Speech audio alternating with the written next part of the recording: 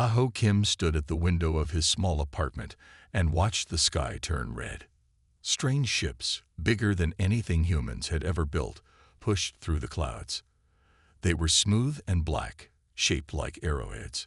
Tahoe's hand tightened around his military phone. It had been ringing nonstop for the past hour. "Captain Kim," he answered, his voice steady despite the fear in his stomach. "Report to base immediately," said General Park. "This is not a drill." Tahoe grabbed his uniform and the emergency bag he always kept ready. 10 years in South Korea's special forces had taught him to be prepared. As he rushed to his car, he tried calling his sister. "Ju-woo, are you seeing this?" he asked when she answered. "Yes," said Ju Kim, her voice small with fear. "The research center is in lockdown." "What's happening, Tahoe?" "I don't know yet. Stay inside. I'll call when I can." Dr. Ju Kim hung up and turned to her team at the mountain research facility. They were supposed to be studying unusual rock formations, not watching an alien invasion through their panoramic windows. "Everyone to the secure room," she ordered. "Bring the important data." At the military base, chaos reigned. Tahoe found General Park in the command center, surrounded by screens showing the alien ships landing in major cities around the world. "Kim, good. Your team is assembling in Room B," said the general. "These things, whatever they are, have disabled our air defenses and communications satellites. The Americans, Chinese, everyone. We're all in the same boat." Tahoe hurried to find his old Special Forces team. Hyuk was already there, his broad face serious as he checked his weapons. Mina worked on a laptop, trying to establish secure communications. Dojin was organizing equipment, while Sora cleaned her sniper rifle with practiced hands. "Good to see you all," said Tahoe. "What do we know?" "Not much," said Mina, pushing her short hair from her eyes. "They call themselves the Nax. They've taken over all TV and radio signals worldwide. They say they're here to process Earth and its resources, including us. They've landed in 30 major cities," added Hyuk. "Our weapons barely scratched their ships." A screen on the wall showed a tank firing at one of the alien vessels. The shell exploded against an invisible shield. In response, the ship fired once. The tank and everything within 50 meters vanished, leaving only a smoking crater. "That's what we're up against," said Sora quietly. Supreme Commander Vex watched the primitive human vehicles approach his ship. They were so simple, using combustion engines and basic projectile weapons. The humans inside them were even more disappointing. "Begin the processing," Vex ordered. His second-in-command, Officer Draz, bowed slightly. "Yes, Supreme Commander. Shall we offer them surrender terms first?" Vex waved a long, three-fingered hand dismissively. "Why bother? They will resist. They will fail. They will submit. It is the way of all lesser species. The Nax had conquered 32 star systems. Not once had they failed. Their technology was beyond anything these humans could comprehend. Their battle simulations were perfect. Their soldiers were bred for war." "The first human military base has been neutralized," reported Draz. "Minimal Nax casualties." Vex nodded, pleased but not surprised. "Land more troops. Begin building our primary command center in this region." He pointed to the mountains on the display. "There are interesting mineral formations there that might be useful." Juhu's research facility shook as an alien ship landed less than a kilometer away. Through her binoculars, she watched strange creatures emerge. They were tall and thin, with skin that seemed to shift colors like a chameleon. They wore no protective gear despite Earth's atmosphere. "They're building something," whispered her assistant, Juno. Juhu nodded. The aliens were quickly constructing a base, using technology that seemed to grow buildings from the ground up. Her phone buzzed. It was a text from Tahoe. "Stay hidden. Military response failing. Aliens called Nax. Too strong for direct fight. Working on plan." Juhu looked at her research data. For months, they had been studying strange energy patterns in these mountains, The readings had shown unusual fluctuations, particularly around certain mineral deposits. Now she noticed something interesting. The alien ship seemed to experience tiny power fluctuations when passing over these areas. "Chuno," she said quietly, "bring me all our data on the Eastern Cave System." Within 3 days, the Nax controlled most major cities. Human militaries worldwide had been decimated. Governments were in hiding or had surrendered. The aliens had established processing centers where they sorted humans, some for labor, some for study, some for disposal. But humans did not give up easily.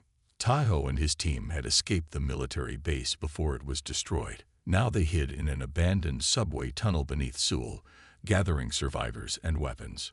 "The regular army is finished," Taiho told the 30 people gathered around him. "But that doesn't mean we're defeated. We need to learn about the enemy, find their weaknesses." "They don't have weaknesses," said a former army sergeant. "Their shields stop everything we throw at them." "Everything has a weakness," said Nina firmly. She had managed to hack into security cameras near a Nax processing center. "Look at how they move. They're cautious around water, and they seem uncomfortable in direct sunlight." "Not enough to hurt them, though," said Dojin. Taiho's phone vibrated. A message from Juwu. "Found something interesting. Nax ships show power fluctuations near certain minerals in our mountains. Need more data. Can you capture their tech?" Taiho looked up at his team. "We need to capture Nax technology. And possibly a Nax soldier." Sora raised an eyebrow. "You want to kidnap one of those aliens? They're at least 2 meters tall and probably stronger than us." "We don't know that for sure," said Hook thoughtfully. "They rely heavily on their technology. Maybe without it, they're vulnerable." Taiho nodded. "That's what we need to find out. Tonight, we'll observe a patrol route I've identified. Tomorrow, we'll set a trap." In his command center, Vex reviewed the progress reports.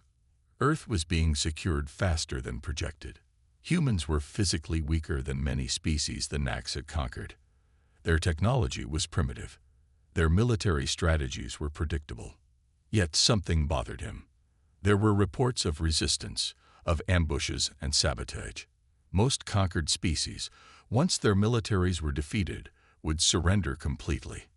"Officer Draz," he called, "what is the status of the human resistance?" "Minimal threat, Supreme Commander. Small groups using primitive guerrilla tactics. Nothing our patrols cannot handle." Vex studied the map of human population centers. "Increase patrols in these areas, and begin deeper scans of their communication systems. I want to know how they're coordinating." "Yes, Supreme Commander." Also, the science team requests permission to examine the mineral formations in these mountains. They're detecting unusual energy patterns. Vex nodded absently. "Granted, but security is the priority. I want this planet secured completely within 14 cycles." That night, Taiho and Sora lay on a rooftop, watching 3 Nax soldiers patrol the empty streets. The aliens moved with graceful precision, their skin changing color to blend with their surroundings. "They're good," whispered Sora, "but they're following a pattern. Every 20 minutes, exactly the same route." Taiho nodded. "They trust their technology too much. They don't vary their routines because they believe nothing can threaten them." "Can anything threaten them?" asked Sora. "We'll find out," said Taiho. "Every invader in human history has eventually learned the same lesson. Humans don't surrender easily, and we adapt quickly. If the Nax think they've won already, they've made their first mistake." As they watched, a Nax soldier stopped suddenly, its head tilting as if listening. Then it approached something on the ground, a small puddle of water from a broken pipe. The alien carefully stepped around it. "Interesting," murmured Taiho. "Let's get back and plan our trap. I think we just found a possible weakness." In the darkness of the conquered city, a small spark of hope ignited. The Nax thought themselves invincible, but they had never faced humans before. They were about to learn that Earth was unlike any world they had ever conquered. 2 weeks had passed since the Nax arrived. The world's great cities were now under alien control. Most governments had fallen or gone into hiding. Millions of people were being held in huge processing centers. But humans did not give up. Tahoe and his team moved silently through the empty streets of what was once a busy Seoul neighborhood. Each carried simple weapons, guns, knives, and homemade explosives. Sora moved ahead, her sniper rifle ready. "Patrol coming," she whispered into her radio. 3 knacks, same route as yesterday. Tahoe checked the trap they had set. A broken water pipe had been redirected to create a large puddle in the middle of the street. Beside it was a damaged electrical line, carefully arranged. "Everyone in position," he ordered. "Remember, we need one alive." The next patrol came into view. They walked with confidence, their advanced weapons held loosely. They didn't expect any threat. Their skin shifted colors in the moonlight, helping them blend with the surroundings. The first alien spotted the water and signaled to the others. They all moved to walk around it, just as Tahoe had predicted. "Now," he said into his radio. Dojin pressed a button. The electrical line sparked to life, sending a surge through the wet ground. The Nak soldiers jerked violently as electricity coursed through them. Their weapons fell to the ground. "Move," shouted Tahoe. The team rushed forward. Hyuk and Tahoe tackled the smallest alien while Muna and Dojin grabbed the dropped weapons. Sora kept her rifle aimed at the other 2 aliens, who were still shaking from the electric shock. One of the aliens recovered quickly and reached for a device on its wrist. Sora fired, hitting its arm. The alien made a strange hissing sound but showed no other sign of pain. The second alien lunged toward Hyuk, its long fingers reaching for his throat. Dojin swung one of the alien weapons, hitting it in the head. The Naks fell to the ground, motionless. "Got one," Hyuk called, pressing his knee against the third alien's back. This one was smaller than the others, perhaps younger. "Grab the weapons and the prisoner," ordered Tahoe. "Back to base, quickly." They disappeared into the shadows of the ruined city, dragging their captive with them. In her hidden lab in the mountains, Ju examined the data again. Since the Naks had built their command center nearby, her equipment had recorded interesting patterns. The alien ship showed small but definite power fluctuations when passing over certain mineral deposits. "The effect is strongest here," she told Juno, pointing to a map. "In these caves with high concentrations of rare earth minerals. Can we use this somehow?" asked Juno. "Maybe," said Ju. "If these minerals affect their technology, perhaps we cooled." A noise outside made them freeze. Through the hidden cameras, they saw a Nax patrol approaching the entrance to their cave system. "They're getting closer," whispered Juno. "Do you think they know we're here?" "No," said Ju, watching the aliens' methodical movements. "They're here for the minerals. They've detected the same energy patterns I have." Her phone buzzed. A message from Tahoe. "Got one. We'll bring alien tech for you to study. Stay hidden." Ju smiled grimly. "My brother may have just given us an advantage." Supreme Commander Vex was not pleased. The human resistance was proving more troublesome than expected. "Another patrol missing," reported Officer Draz. "That's the 3rd this week." "Impossible," snapped Vex. "Their weapons cannot penetrate our armor. Our sensors detect all explosives." "It appears they are using our patrol patterns against us," said Draz carefully. "And exploiting environmental factors." "Environmental factors?" "Yes, Supreme Commander. Water, electricity, even simple traps. They are resourceful." Vex stared at the holographic map of Seoul. "Increase patrols. Change routes randomly. And deploy hunter drones in this sector." He pointed to the area where the patrol had disappeared. "Also," added Draz, "the science team reports unusual energy readings in the mineral caves. Our systems experience minor disruptions when near certain deposits." Vex waved dismissively. "Minor disruptions are acceptable. Focus on eliminating the resistance. I want the leaders found and processed."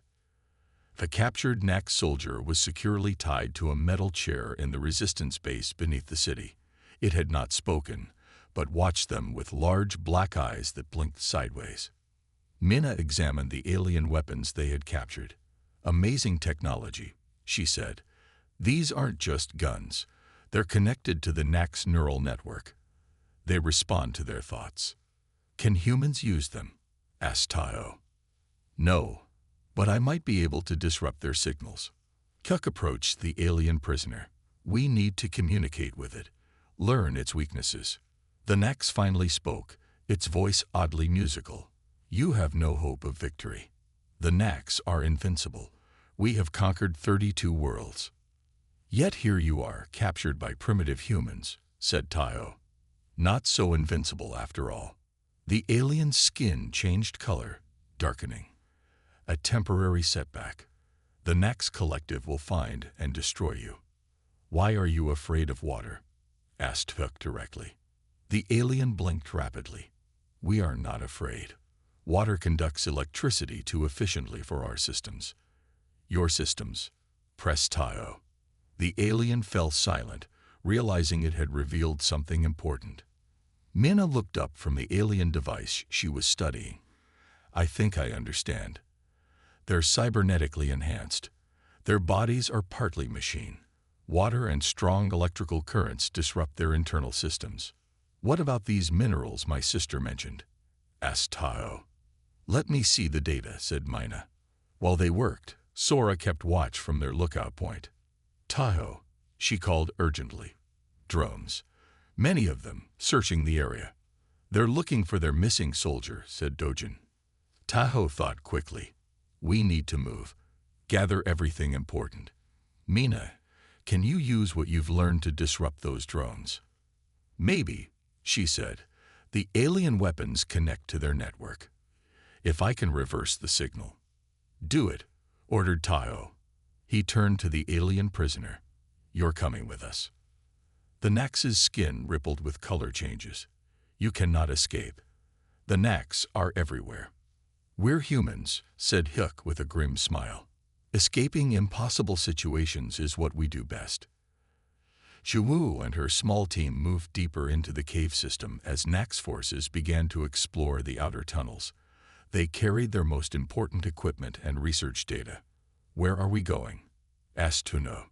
"To the highest concentration of minerals," said Zhuwu. "If my theory is correct, the Nax technology will be weakest there." They reached a large cavern filled with glittering crystal formations. Zhuwu set up her equipment and began taking readings. "The disruption effect is much stronger here," she said excitedly. "It interferes with their neural networks and energy systems." "Can we use it as a weapon?" asked Tuno. "Not directly, but if we could amplify the effect." She began sketching a design for a device. "We need to get this information to Tayo." Taho's team moved through the city's old sewer system, evading the Nax drones searching above. The alien prisoner walked awkwardly in the water, its movements becoming jerky and uncoordinated. "Its systems are breaking down," observed Mina. "The water is affecting its cybernetic parts." "We need to get to the mountains," said Tayo. "To my sister's research facility. We'll be safer there, and she needs to see this alien technology." "It's a long journey through Nax territory," warned Sora. "We've got their weapons and a prisoner who knows their weaknesses," said Tayo. "And they still think they're invincible. That's our advantage." The alien prisoner looked at Tayo with its strange eyes. "You cannot win this war." "Maybe not," admitted Tayo, "but we can make you regret starting it." As they moved through the dark tunnels toward the mountains, resistance radio signals brought news from around the world. Other human groups were fighting back. The Nax were not having the easy victory they expected. Slowly, surely, humanity was learning to fight an enemy that thought itself unbeatable. The war for Earth had only just begun. 3 months had passed since the Nax invasion began. The aliens controlled most cities, but their grip was not as strong as they believed. Across the world, humans fought back in small, clever ways. Taiho and his team had reached Jiwu's mountain facility after a dangerous 2-week journey. They brought with them the Nax prisoner and several pieces of alien technology. This small cave system had become the headquarters for their resistance cell. "The device is almost ready," said Jiwu, showing Tahoe her work. On the table sat a metal box with crystals from the caves wired into its circuits. When activated, it creates a field that disrupts Nax technology. Their weapons stop working. Their cybernetic systems fail. "How big is the field?" asked Tahoe. "About 100 meters in all directions. Not huge, but enough for a surprise attack." Mena looked up from the alien device she was studying. "If we had more of these, we could hit multiple Nax bases at once." "Can you build more?" Tahoe asked his sister. "Yes, but we need the right minerals. And time." The Nax prisoner, now kept in a water-filled chamber that weakened its systems, watched them with unblinking eyes. Over the weeks, it had revealed important information, sometimes without meaning to. The resistance now knew that all Nax relied on their neural network to function. Cut off from it, they became confused and much less dangerous. "We need to contact other resistance groups," said Tahoe. "Share what we've learned." "I've been working on that," said Hook. He showed them an old radio set modified with Nax technology. "This can send encrypted messages that the Nax won't notice. They think our radio technology is too primitive to worry about." "Good," said Tahoe. "Send instructions for building disruptor devices to every resistance cell we can reach. It's time to plan our counterattack." Supreme Commander Vex faced the first real crisis of his career. 3 months into what should have been a simple conquest, the Nax were losing ground. "Another supply convoy attacked," reported Officer Draz. "The humans used our own weapons against us." "How is this possible?" demanded Vex. "They are primitives." "They are adaptable," said Draz carefully. "They learn quickly, and they understand this planet in ways we do not." The holographic map showed trouble spots all over Earth. Nax patrols disappeared. Equipment malfunctioned. Some bases reported strange energy fields that shut down Nax technology completely. "This is unacceptable," shouted Vex. "I want every human resistance fighter found and eliminated. Double the processing rate at all centers." "There is another problem," said Draz. "Some of our troops are experiencing fear." "Fear. Nax do not feel fear. These do. The humans fight in ways we have never seen. They use the environment against us.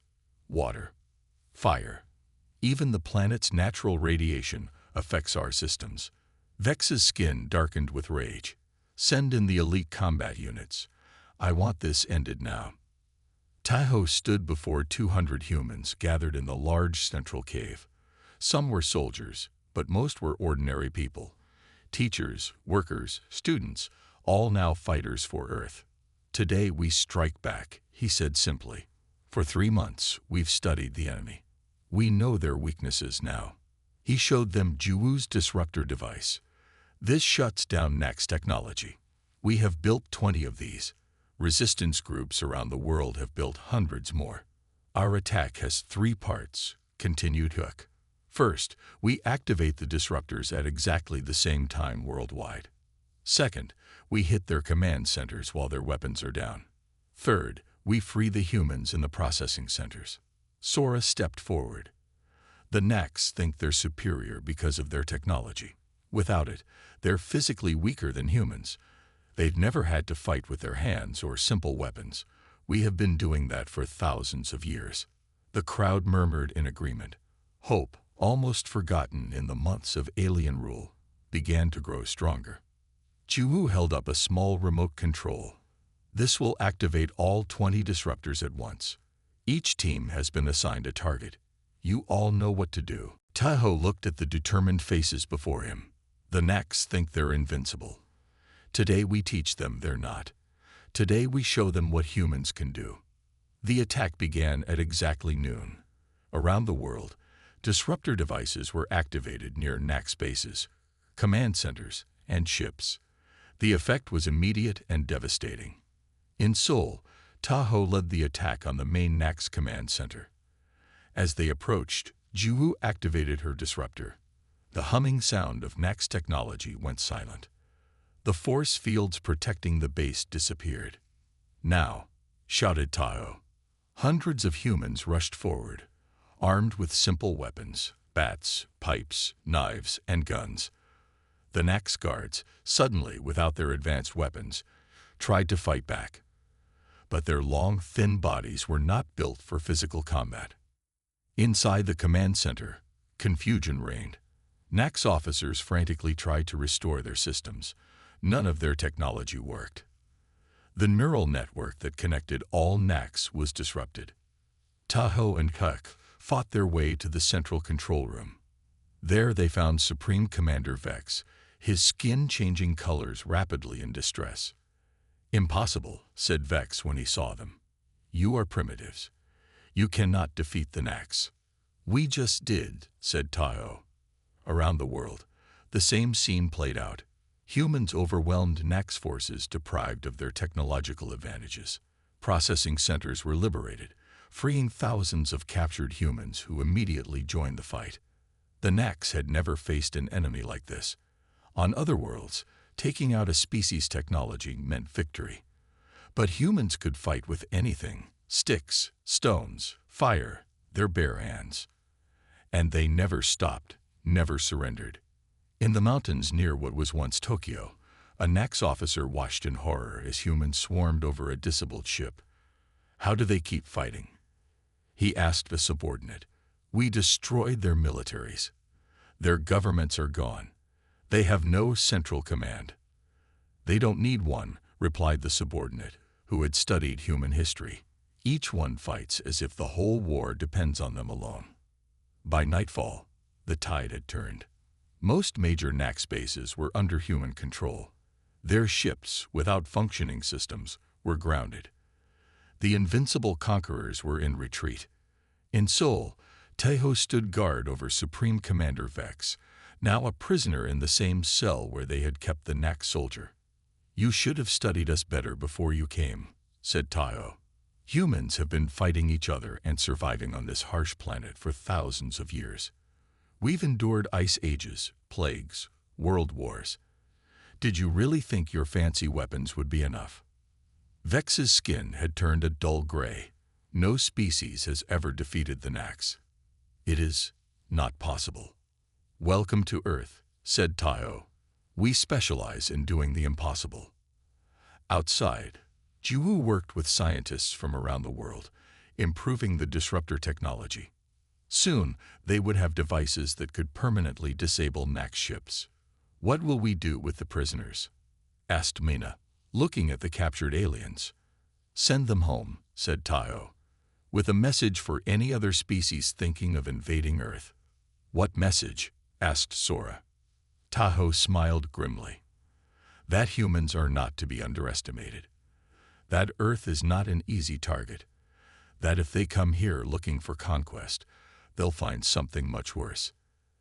As the sun set on the first day of humanity's counterattack, the message was already spreading across the stars. The seemingly primitive planet called Earth had done the impossible. They had defeated the Invincible Nax, and they were just getting started. 1 week after the great counterattack, Earth was still a battlefield. Most major Nax bases had fallen, but fighting continued in many places. The aliens were learning to adapt, creating shields against the disruptor devices and changing their tactics. In Seoul, Tahoe and his team gathered in what had once been the Nax command center. Maps and displays showed the situation around the world. Things were going well, but victory was not yet certain. "They're regrouping in these areas," said Hook, pointing to several locations, "and their ships in orbit are still a threat." "But we have Supreme Commander Vex," said Mina. "That gives us an advantage." Tahoe nodded. The captured Nax leader was their most valuable prize. Through him, they had learned much about Nax society and technology. "Bring him in," ordered Tahoe. 2 guards led Vex into the room. The alien looked different now. His skin no longer shifted colors smoothly. His movements were stiff. Without constant connection to the Nax neural network, his systems were slowly failing. "Your forces continue to resist," said Tayo. "Tell them to surrender." "They will not listen," replied Vex. His voice was weaker than before. "The Nax do not surrender. It is not in our programming." "Programming?" asked Juwu sharply. "You mean your actual programming. You're not just using that word as a figure of speech." Vex was silent for a moment. Then he said, "The Nax were created long ago, designed as perfect conquerors. Each generation is programmed with the knowledge and skills of the last. We do not learn from defeat because we have never known defeat." "Until now," said Sora. "Yes," admitted Vex. "Until Earth." Outside the room, Dojin rushed in with urgent news. "We've intercepted a transmission from orbit. More Nax ships are coming." "A whole fleet?" "How many?" asked Tayo. "Hundreds. They'll be here in 3 days." The room fell silent. They had defeated the first wave of invaders, but a fleet of hundreds of ships was another matter entirely. "We need to expand the disruptor field," said Juwu. "Create one big enough to cover the whole planet." "Is that possible?" asked Vuk. "Theoretically, yes. The minerals in Earth's crust could create a resonance field, but we'd need to place disruptor devices at specific points around the world, and we'd need to power them all at once with enormous energy." "The Nax power cores," suggested Mina. "We've captured several of their ships. Could we use those?" Juwu thought for a moment. Yes, that might work." Taho turned to Vex. "You said the Nax were created as perfect conquerors. What happens if you fail? What happens if you return home defeated?" Vex's alien face showed something close to fear. "It has never happened. There is no protocol for defeat." "Then help us," said Tayo. "Help us stop this fleet. Save your people and ours." "Why would I help you?" asked Vex. "Because Earth has shown you something new," said Tayo. "Something your creators never imagined. The ability to adapt, to change, to become more than your programming." For 3 days, humans around the world worked frantically. Guided by Juwu's plans, they placed modified disruptor devices at key points on every continent. Captured Nax ships were stripped of their power cores to fuel the planetary defense system. In orbit, the approaching Nax fleet detected these activities but did not understand their purpose. The fleet commander ordered an immediate attack rather than waiting to regroup with the invasion forces. "They're coming early," reported Dojin, watching the radar screens.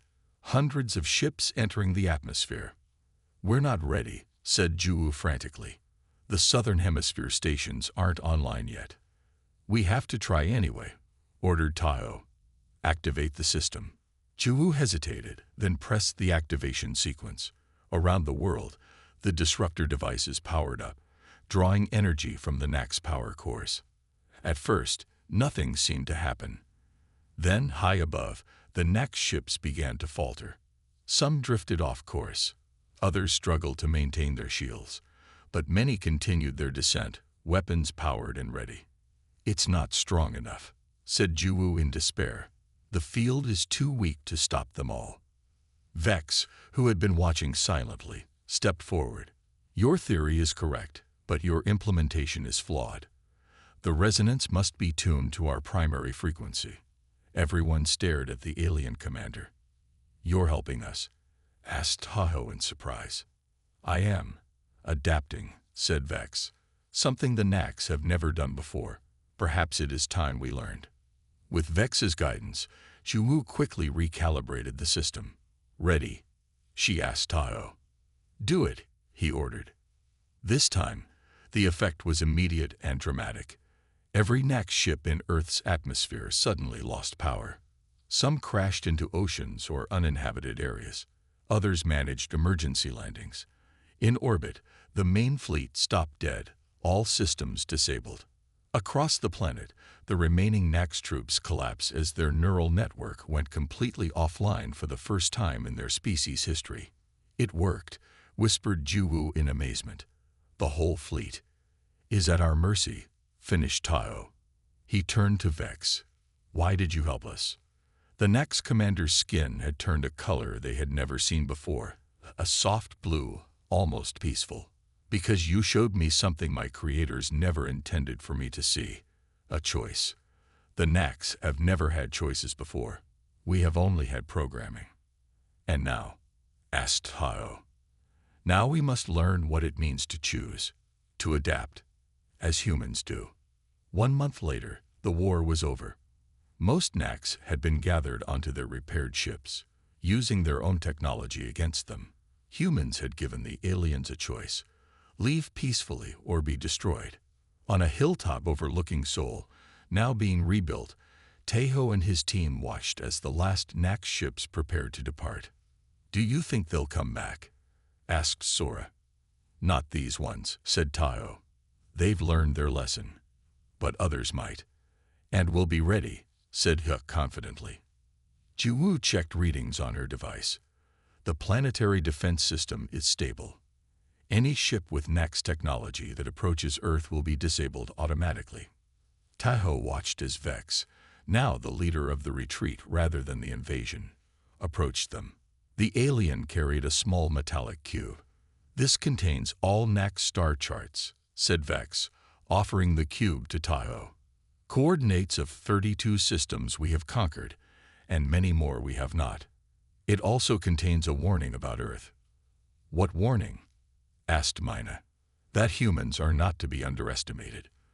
That Earth creates warriors unlike any in the galaxy. That your adaptability makes you more dangerous than any species we have encountered. Taeho took the cube. We don't want war with other worlds. We just want to be left alone. You may not have that choice, said Vex. The galaxy now knows of Earth. Some will fear you. Others will seek to study or ally with you. Your isolation is ended. The alien turned to leave, then paused. One day, I hope to return. Not as a conqueror, but as a visitor. Earth has changed the Nax forever. For that, I am grateful. As the Nax ships rose into the sky and disappeared, Taeho and his friends stood in silence, considering the future. The world was damaged but free. Humanity had faced its greatest challenge and survived. What now? Asked Dojin, after the last ship had vanished from sight. We rebuild, said Taeho simply. And we prepare. For more invasions? Asked Sora. For whatever comes next, said Taeho. The Nax won't be the last aliens to visit Earth. Next time, we'll be ready. Jiwoo looked at the star charts they had been given. And maybe someday we'll do the visiting. The team watched the stars begin to appear in the darkening sky. Those distant points of light, once just beautiful mysteries, now represented futures and possibilities none of them had imagined before. Worlds to explore, species to meet, challenges to face. The Nax had come to Earth believing they were invincible. They had left knowing better. And humanity, having defeated the undefeatable, looked to the stars not with fear, but with confidence. Earth was no longer just a small blue planet in an obscure corner of the galaxy. It was the world that had defeated the Nax, the home of humans. And the galaxy would remember.